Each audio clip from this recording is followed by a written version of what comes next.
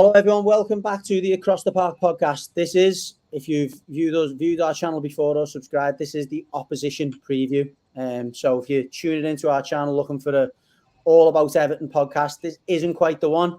We're going to be speaking to John from Cherry's Red Army. John, good to meet you, mate.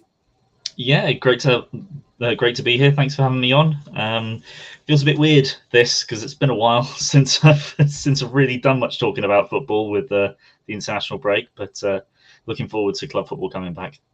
You know what? It's funny you say that. Actually, I've really enjoyed it. It's been a tough season for us on and off the pitch. So it's been quite refreshing for me to just have a week or so off football and just speaking to the kids with not being in a bad mood and all that. So normally I hate the international break, but I've got to admit I've actually quite enjoyed this one. But as you say, back to football. And again, for those who are looking for different football content, and again, want to maybe get to know a little bit more about Bournemouth, please check out Cherry's Red Army. We've had these guys on a few times. Top podcast, genuine, authentic fan content. So please give them a follow if you're on YouTube, and obviously the tag is underneath. Is that the same tag for YouTube and Twitter, John? Yeah, that's YouTube, Twitter. We're on Instagram as well, although we're on a little bit of a hiatus at the moment. Just unfortunately, as many content creators find, sometimes you burn out, and we haven't produced much for the last sort of couple of months, but we will definitely be having a season review up, and we'll be back again for the start of next season. But yeah, do check out some of our content if you're interested in Bournemouth. Superb. But obviously, selfishly, John, we're here for your insight. A bit of backstory for the Evertonians who are tuning in. We were having a little chat off air. Then John's actually lives in Manchester, based in Manchester. You probably gathered that from the accent. However, as a Bournemouth fan, I was just saying that the lads I sit next to in the match has the opposite issue, that he's down in Bournemouth and he's travelling up to the Everton game. So it was quite funny that the opposite occurs here. So John, I don't think you're getting down for this weekend's game, but I am going to obviously quiz you on all things Bournemouth, particularly since the last time we played at Goodison. We spoke off air. I caught up with one of your other content creators, or another member of your podcast, Kirk, last time. We spoke about it was a particularly difficult time for you guys. It was probably a good time for us to play you. You were in a bit of a state of flux in between styles. Iriola's still trying to enforce his methodology, his philosophy on the team. You didn't have a great day at Goodison, but it's fair to say that since then you've somewhat turned the corner. Yeah, absolutely. I mean, that and our game after that one, which was actually, I'm remembering, was it before or after? Either way, it was the Everton match, and then we were also played Arsenal at home in succession. Yeah. That was a very bad couple of weeks, a very bad couple of fixtures for us, because we were just about to reach the point where we were like, okay, it's been 6 or 7 weeks of no wins, and we can see that something is there. We're encouraged by what we're seeing, particularly compared to the last few managers, but it's time to start turning what looks like some promising performances into a win. And while I wasn't confident going to the Everton game last time around, because we tend to not do very well at Goodison, going back many, almost the entire time we've been in the Prem, I was hoping for better than that. It was a really, really poor performance, a very comfortable 3-0 win for Everton, and that came off the back of, a 4-0 loss at home to Arsenal.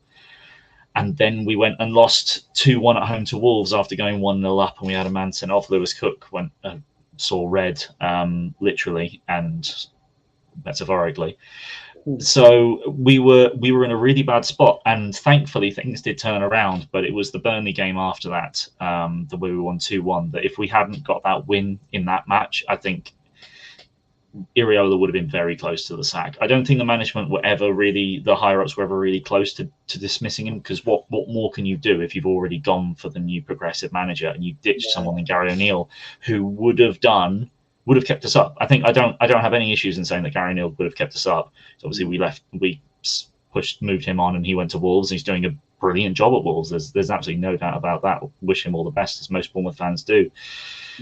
But it was close. I think once we got that Burnley win, we got thrashed by City, but can ignore that. We went on a lovely run, and it really did sort of push on from there. And it's been, we've hit that long period of highs, took a bit of a dip, and now we're coming into some, we've had a few more favourable fixtures recently, and we should just be comfortable for the rest of the season, and looking forward to what additions we can make and what we can push on to next season.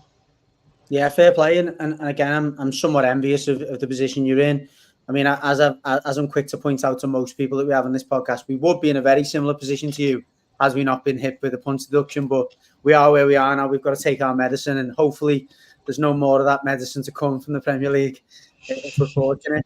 I mean, again, the last time we were on, I spoke to Kirk about a few players that maybe you were hoping for more from, players that maybe hadn't featured as much under Iraola. Are there certain players that have stuck out in that run that have maybe been the big, the big orchestrators of, apart from the manager himself, of this turnaround? Who in particular has been, stood out?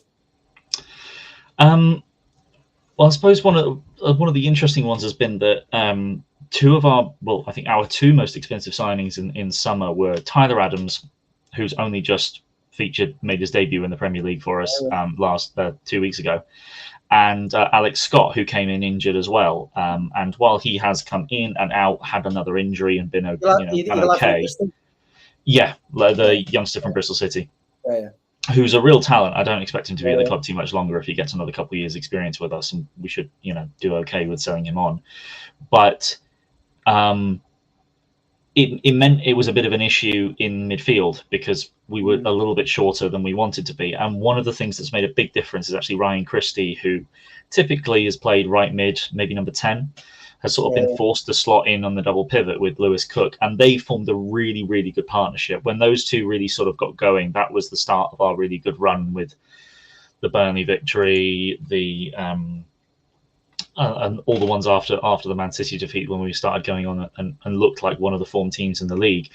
That was sort of a nice base, combined with one of the few players in the league, a central defensive partnership that were working quite well in Marco Senesi, who's a bit more of a ball player, Ilya Zavani, who's played every second this season at centre-back, a youngster that's battled really well, gave us a much more solid base. Dominic Solanke is obviously the one that everyone will think of immediately when they think of a Bournemouth player, though, because he is one of the top scorers in the league. He was maybe a little bit unfortunate not to get called up to the squad this time around, but when you've only done it for half a season, I think it's fair enough that you're not necessarily going to be one of the first names picked. But yeah, I think that spine has definitely helped. Other players have sort of had fits and starts and flashes of brilliance. Marcus Tavernier is a player that has shown things now and again from the wing. He was one of our players of the season last year. In fact, he arguably was our player of the season. He's just not looked quite at it this season. But you've got players like Luis Sinistera that can come in, who's a real handful. Sorry? Justin Kluivert. Justin Kluivert, he plays in the 10. He's a guy that tends to just pop up with a goal now and again, but can often disappear in matches. He's not. Yeah. He's a little bit more of a luxury than I would like, but even within the idea of a luxury player, he's not. He doesn't really show that much. He's the kind of player that if you give him room, he can absolutely, ruin an opposition defensive setup. But if you don't give him that room, it's almost like playing with 10 men a bit of a time. Semenyo is another one that's sort of come in and really looked like he can step up in a match. He's just got those physical attributes that he's really decent dribbler. He's got a good left and right foot shot on him, and can absolutely bully a fullback or a centre back if they're not quite up for it physically, as he has done to a few players this season. Does he play off the left, Semenyo, then, or he typically plays off the right? Typically, he is right-footed, but he scored quite a few. He's scored a few with his left foot this season, and he has swapped wings occasionally. He'll normally play off the right. Forward, then. Yeah, definitely. Yeah. More of an inside forward, definitely. But he would play that inside forward role off the left or the right because he's quite two-footed.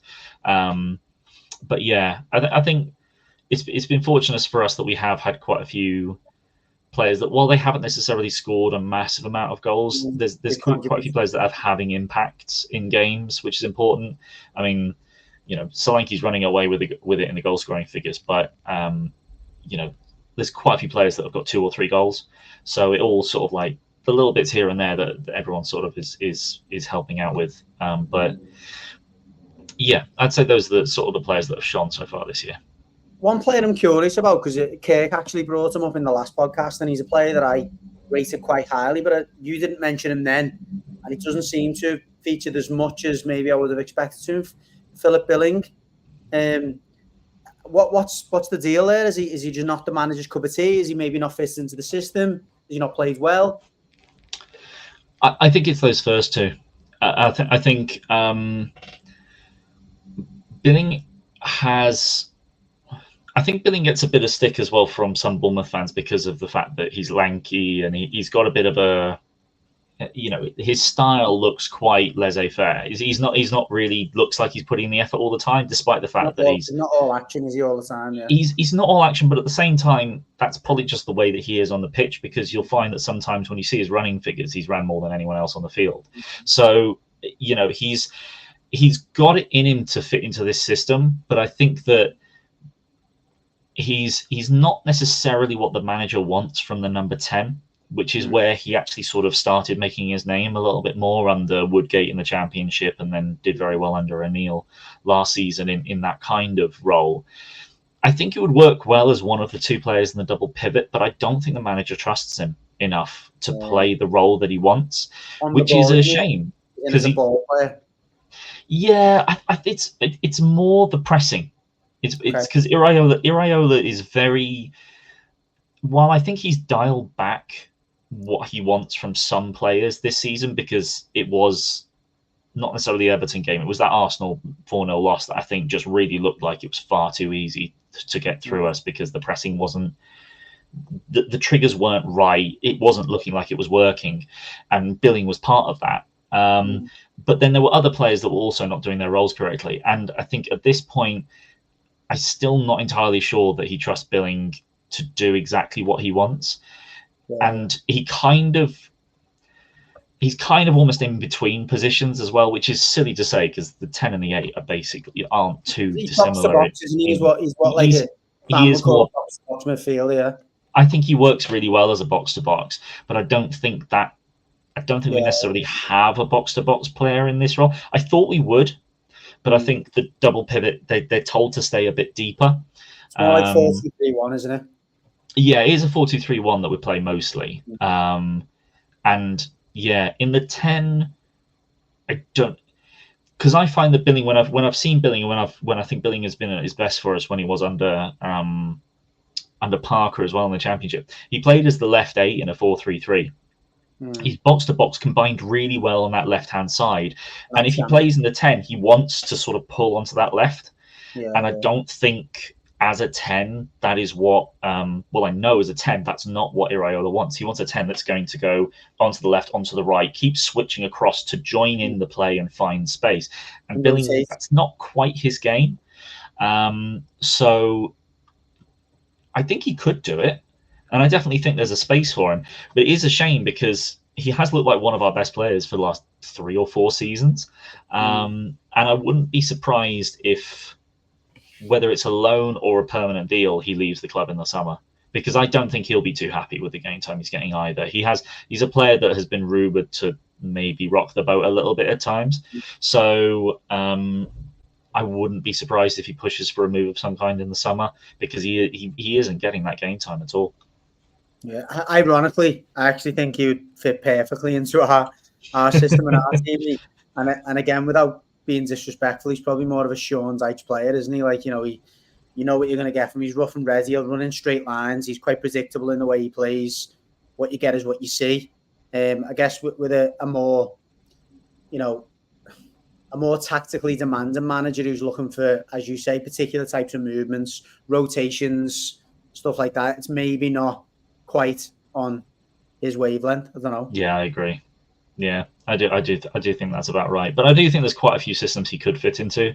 I just think that that Iraola just doesn't see what he wants in Billing. He sees it more in Clive, he sees it more in Alex Scott.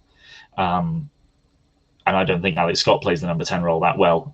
So he's just unfavoured by the manager, and yeah, it is a shame. But I mean, he only recently signed a new contract with us, so we'd definitely be able to get some good money for him if we did sell him on, and I've no doubt about that. That's one of them things, isn't it? Though these days, particularly signing a new contract, it's like, look, we'll give you a bit more money. It means that we can sell you for a bit more money. Everyone wins thereby. Ultimately, yeah, exactly. In that scenario, apart from the club that's looking to buy, potentially Philip Billing. Yeah. No, that's really interesting. I guess my last question from a tactical perspective is what, and you've partially answered this question, what's changed since we met at Goodison, and what can we expect to see? It's probably the same question, really. What can we expect to see from this team that we didn't come up against the last time we played?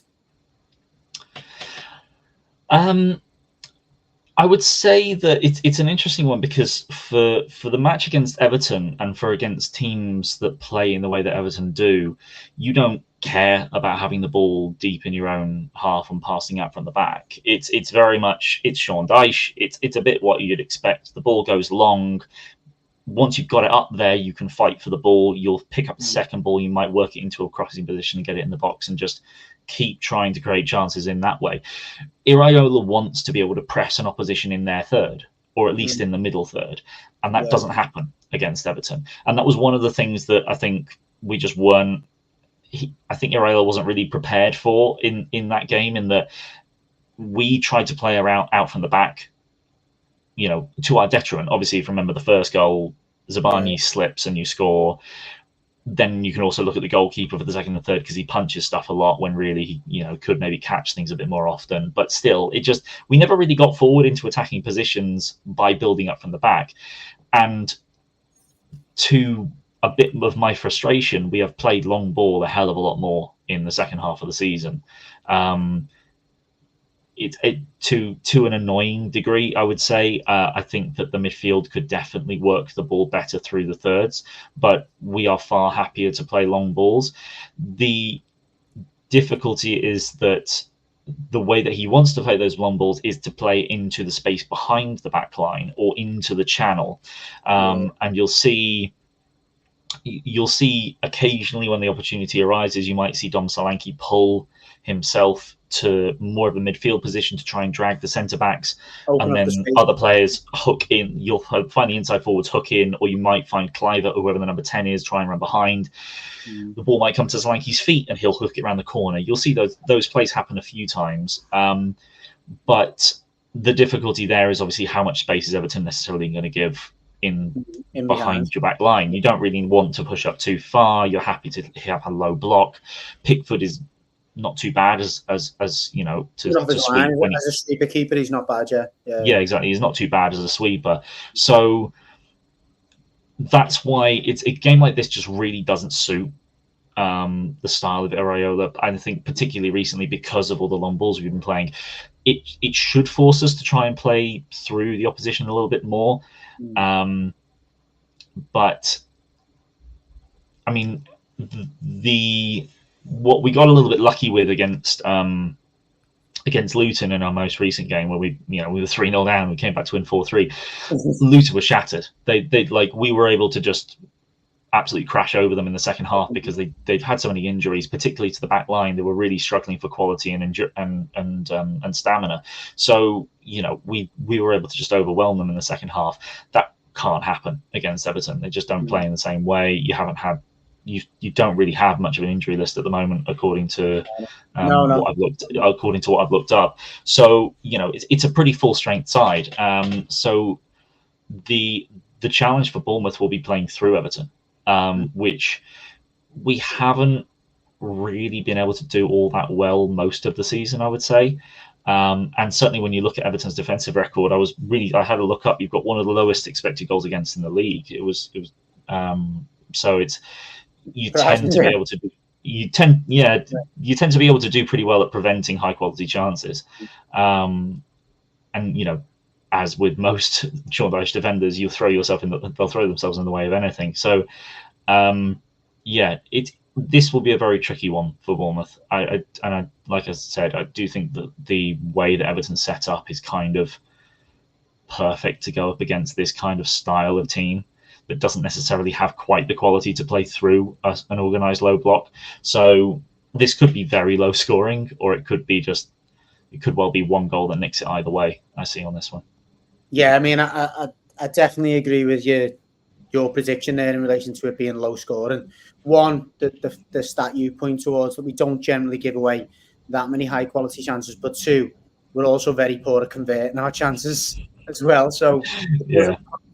doesn't necessarily suggest it'll be a high scoring game. I think if, without going into it, Gary Neville Carragher style, if you like, Monday Night Football, I think if you were going to try and exploit us, in between the lines would be the way to do it, because your inverted wingers, if you call them, or the inside forwards, won't necessarily get that much joy against our fullbacks, because we've got Ben Godfrey, who's naturally a centre-back, and Mikalenko, who's a very defensive left-back. So you've almost got four centre-backs in there. So we do play very narrow, and therefore the space is actually on the outside rather than the inside. So, I mean, I don't know how attacking your fullbacks are, but that's where a lot of teams have, in recent times, got at us, is on the overlap. Or when you start stretching us with your fullbacks, that's when our midfielders get pulled out, and you can exploit those areas in front of the defence. So I think if you've got cute enough movement inside the pitch, and, as you say, Tom Solanke pulls out, I think in between the lines is where you might get a little bit of joy, but it's whether you can penetrate that, that solid back. It is very much a solid back four. It's old school. Tuck your fullbacks in, very narrow, and therefore, the best teams have done well against us by getting the fullbacks beyond, and getting wide and getting balls in across that, that channel in between the, if you like, the 6-yard box and the penalty spot. And so that really is where I think you can get some joy, but you'll either have to be happy playing on the outside of us, or be very cute getting through the tight gaps in the middle. If we can do that, that would sort of, I would see that bringing a bit closer to the what I would have expected to see more of from our team this season. It was something that sort of, when looking up Iraola's tactics at Vallecano, the kind of thing that you quite like to do is have bombing on fullbacks, and you'd find one of the central midfield, you'd probably find the number 10 and the winger combining to give the ball beyond the defence for the fullback to get to the byline and cross back. But that pretty much hasn't happened this at all. It's for us this season, and that is partly due to the players that we've got. I think Max Aarons at right back would have worked quite well in that spot, but unfortunately he's still injured. I don't think he'll be back quite yet, and he's had a mixed bag of a season. Adam Smith is a great stalwart right back, but he's not got it in him anymore, because he's a bit older now. He's been at the club for a decade. He's not making that run bombing on the right back. The one who could is the left back Milos Kerkez, who's still 19. I think he might have hit 20, but is a very highly rated youngster that I think, from rumours, are that Man United and Chelsea have been looking at him, but we only brought him in the summer. But he's very all action, and he's a fun player to watch. He loves the slide tackle. A little bit suspect defensively, more than a bit suspect defensively, I'd say. But he's always willing to run forward and beyond. So if we can maybe get something out of him, then that might be able to make it work. But yeah, it's that's always the thing with a narrow defense like that. You try and force that ball wide and hope that you've got enough players back and you're organised that any crosses into the box are just going to be pushed straight back out again. And that's the difficulty with dealing with those. So you try the low cross. Sometimes it works. Most of the time it doesn't. But the one interesting sort of selection dilemma that none of us really necessarily know is how it's going to be resolved is if we might play with two strikers. We brought in Enes Ünal, a Turkish striker who scored his first goal for us against Sheffield United or Luton, whichever one, recently. Sheffield United, that was it. And he's been very promising. He's much more of a back to the striker, hold the ball up and lay off kind of number 9, but can sort of fit into the number 10 in that sort of role. He's quite technically gifted. He's also got a decent, he's got a very nice shot on him from his highlight reel, certainly. Likes a free kick. But I think him coming on against Sheffield United and particularly Luton really, really changed the game for us. And I would like to see us play with 2 strikers. And I think that really would sort of shift things up a little bit and allow us to be that more direct. And actually, rather than trying to always play into a channel, play to the big man up front that can knock it down, because Unal's much more capable of doing that than Solanke. So that's the one sort of selection dilemma that I'm still thinking. You may well see Clive at playing the 10, might see Alex Scott there. But most of the squad, I think, picks itself at the moment. Fair enough. So last question, John, the golden question. Give us a prediction. Fun one. I think obviously at home our record against Everton is a hell of a lot better than away from home. So I do want to stay a little bit more positive on this one. I'm just wondering when was the last time we kept a clean sheet. That was away to Burnley. But I think I'll say we'll nick a 1-0. I'm not overly confident on that, but I do want to try and be as positive as we can on this one. And I think I'll go with a nicking a 1-0. I like to see the opposition be optimistic. I'm going to try and do the same. I'm going to go for 1-1.